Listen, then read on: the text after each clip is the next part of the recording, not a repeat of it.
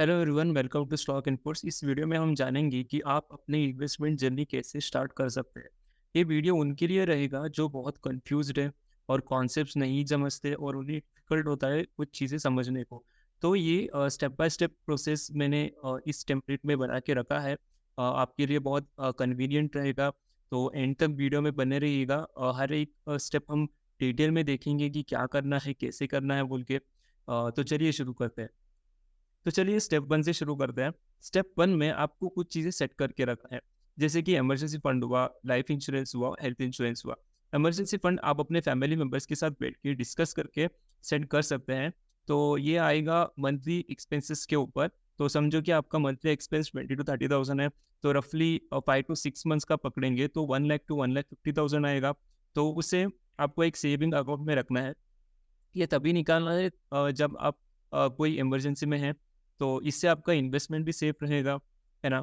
तो नेक्स्ट आएगा life insurance. Life insurance आपको लेके रखना है क्योंकि अगर कुछ प्रॉब्लम हुआ फ्यूचर में तो आपके फैमिली मेंबर्स एक सिक्योर रहेंगे। तो उसके बाद आएगा हेल्थ इंश्योरेंस। आपको पता ही होगा कि हॉस्पिटल का बिल बहुत ज़्यादा आता है। तो इससे आपका इन्वेस्टमेंट खराब ना हो, इसीलिए आपको हेल्थ इंश्योरेंस लेके रखना है, आपका और आपके फैमिली मेंबर्स का। तो चलिए नेक्स्ट स्टेप की ओर चलते हैं।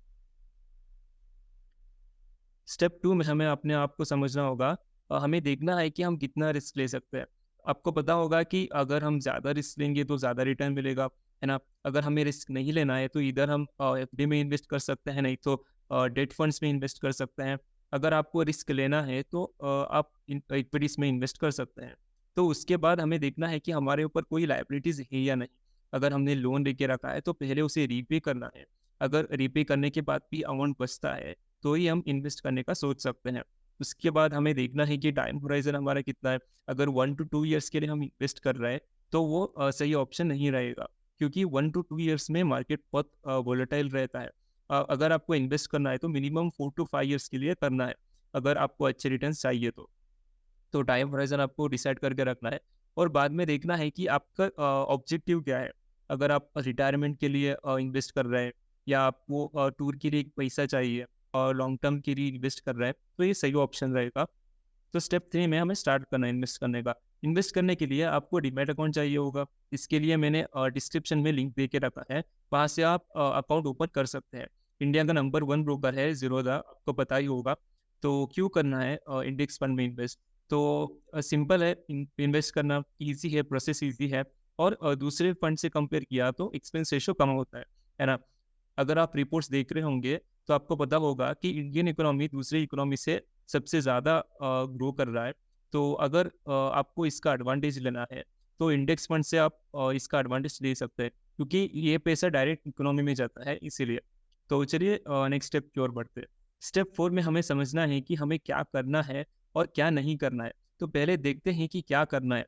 आपको पूरा जो भी कॉन्सेप्ट है जब भी होता है, जब भी आपको टाइम मिलता है, आपको पढ़ना है finance related, stock market related, सब आपको पढ़ना है ताकि आपको पता चले कि क्या-क्या चीज़ें सही रहता है और क्या-क्या चीज़ें गलत रहता है। आपको सबसे सही सोर्स रहेगा वार्सिटी बोल के, ज़ीरोधा का ये यूट्यूब में आपको चैनल मिल जाएगा। एक ऐप भी है उनका, उन्होंने सारा का सारा कॉन्सेप्ट क्लियर करके रखा है। बहुत सारे वीडियोज़ भी वो रिलीज़ कर रहे हैं, वहाँ से आप कंटेंट ले सकते हैं। और उसके बाद आपको देखना है कि फाइनेंशियल सिस्टम कैसे वर्क करता है और कुछ मस्ट टू नो थिंग्स आपको जानना है। उसके बाद आपको जानना है कि क्या-क्या बेसिक चीज़ें हैं स्टॉक मार्केट में। ये ट्रेडिंग क्या होता है, इन्वेस्टमेंट क्या होता है, कैसे करते हैं, ये सब। अगर आपको एक डिटेल्ड वीडियो चाहिए स्टॉक मार्केट में तो आप प्लीज़ कमेंट में बताइएगा, मैं एक डिटेल्ड वीडियो बना के अपलोड कर दूँगा। तो चलिए देखते हैं हमें क्या-क्या नहीं करना है। तो पहले हमें डायरेक्टली जंप नहीं करना है एफ-एंड-ओज़ में। वहाँ पे रिस्क बहुत ज़्यादा रहता है, लिवरेज रहता है बोल के हमें नहीं जाना है। पहले हमें रिस्क मैनेजमेंट, पोज़ीशन साइज़िंग, ये सब बेसिक से जो जो भी चीज़ें हैं, हमें पहले उसे समझना पड़ेगा ट्रेडिंग करने से पहले। और उसके बाद हमें पेनी स्टॉक्स बाय नहीं करना है। अगर आप बिगिनर हैं तो पहले आप डिक्स देखिए, वहाँ पे इन्वेस्ट करिए, एसआईपी करिए, म्यूचुअल फंड में जाइए। तो पहले वहाँ से स्टार्ट कीजिए। पेनी स्टॉक्स मतलब अगर कंपनी का शेयर प्राइस 10 के नीचे है तो वहाँ पे इन्वेस्ट करना रिस्की होता है क्योंकि वो बहुत आसानी से मैनिपुलेट कर सकते हैं। अगर कोई प्रमोटर आया तो वो डायरेक्ट शेयर प्राइस पंप करेगा अगर आप इन्वेस्टेड रहेंगे तो और पैसे डालेंगे आप, और उसके बाद जब शेयर प्राइस ऊपर जाता है तो डंप करके चला जाएगा, आपका पूरा पैसा चला जाएगा। इसीलिए आपको पेनी स्टॉक्स में इन्वेस्ट नहीं करना है। और उसके बाद आपको हॉट स्टॉक्स बाय नहीं करना है। हॉट स्टॉक्स मतलब बहुत लोग अगर एक स्टॉक के बारे में बात कर रहे हैं तो आपको केयरफुल रहना है, क्योंकि जब भी कोई स्टॉक फेमस होता है तो ऐसे ही समझिए कि उसे बहुत लोग बाय कर रहे हैं, और कुछ ही दिनों में वो गिर भी जाएगा, बोल नहीं सकते ना इसीलिए। और न्यूज़ में भी बोल रहे होंगे कि स्टॉप लीजिए, 2-3 महीने में पैसा डबल हो जाएगा, ये वो बोल के। तो आपको ये सब चीज़ों से दूर रहना है। तो ये सब चीज़ें याद रखिएगा, काफ़ी इंपॉर्टेंट चीज़ें स्टेप 1 और लास्ट स्टेप जो करना है, जो नहीं करना है, काफ़ी इंपॉर्टेंट स्टेप है। पहले कॉन्सेप्ट समझिए, अंडरस्टैंड करके लीजिए। जब आपको कॉन्फिडेंस आएगा कि हाँ, मैं कुछ इन्वेस्टमेंट खुद कर सकता हूँ, तभी इन्वेस्ट कीजिए, नहीं तो आप म्यूचुअल फंड में या इंडेक्स में भी इन्वेस्ट कर सकते हैं, है ना? तो बताइए आपको वीडियो कैसा लगा? वीडियो को लाइक करना, चैनल को सब्सक्राइब करना, और जो भी आपके फ्रेंड्स हैं जिन्हें बहुत कन्फ्यूजन है, उनके साथ ये वीडियो शेयर कीजिएगा। तो नेक्स्ट वीक मिलते हैं। Thank you.